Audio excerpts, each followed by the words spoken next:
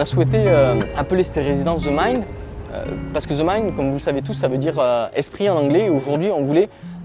garder l'esprit de ce qui a été fait à l'époque, tout en amenant quelque chose de moderne, une vision moderne de l'architecture qui peut être maintenant, tout en ayant l'humilité de s'inscrire dans ce qui a été fait pendant des années sur cette commune.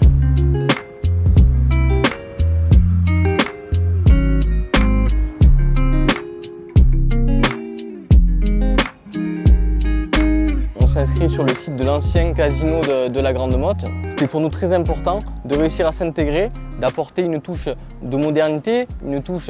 d'actualisation on va dire, mais tout en respectant avec humilité ce qui avait été fait, avec la notion de trouver aussi, comme dans un hôtel, des points de vue assez originaux, assez modernes, assez instagrammables. Les réseaux sociaux font une partie intégrante de la vie des gens et pour nous on a voulu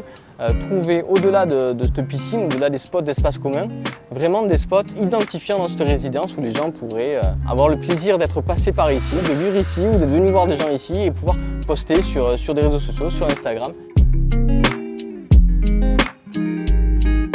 On a voulu créer ce lieu presque comme un hôtel en créant des espaces de vie privatifs, mais aussi des espaces de vie communs, comme si les gens qui habitaient dans cette résidence vivaient dans un hôtel.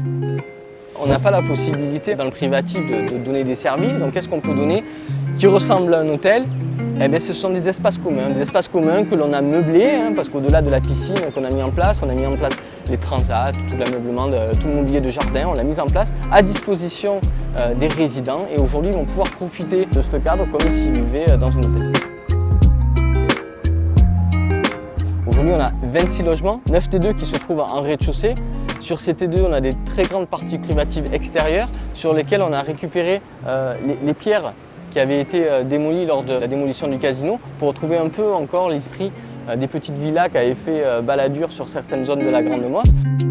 Le reste du rez-de-chaussée, c'est 7 locaux commerciaux pour environ 1000 m². Et après, tout le reste, ce sont des T3 et T4. Pour avoir un réel agrément privatif, on a créé des patios et les 3 chambres bénéficient d'un espace privatif mais commun à ces 3 chambres qui permet d'avoir des points de jour et des points d'agrément privatifs.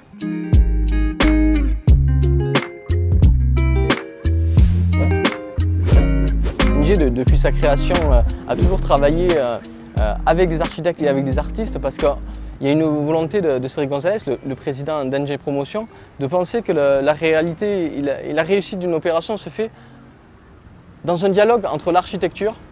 l'urbanisme, la mairie et des artistes qui peuvent amener un vrai sens à ces projets. On fera cette dernière pointe, ce dernier rouge à lèvres qu'on viendra mettre sur la résidence début septembre et de là on suivra l'inauguration. Et on a pu discuter, comme je vous le disais, avec les services de la mairie pour que justement même les installations extérieures de la mairie ne viennent pas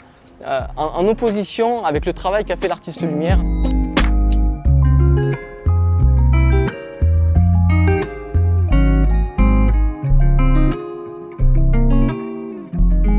Ce projet effectivement n'est pas le dernier parce que nous allons avoir rapidement un nouveau projet qui se situe à 2 pas d'ici. Nous allons monter un nouveau projet qui va également mêler gastronomie, art et qui sera rapidement, je l'espère, le nouveau futur rayon de soleil de la vision culturelle de l'Hérault.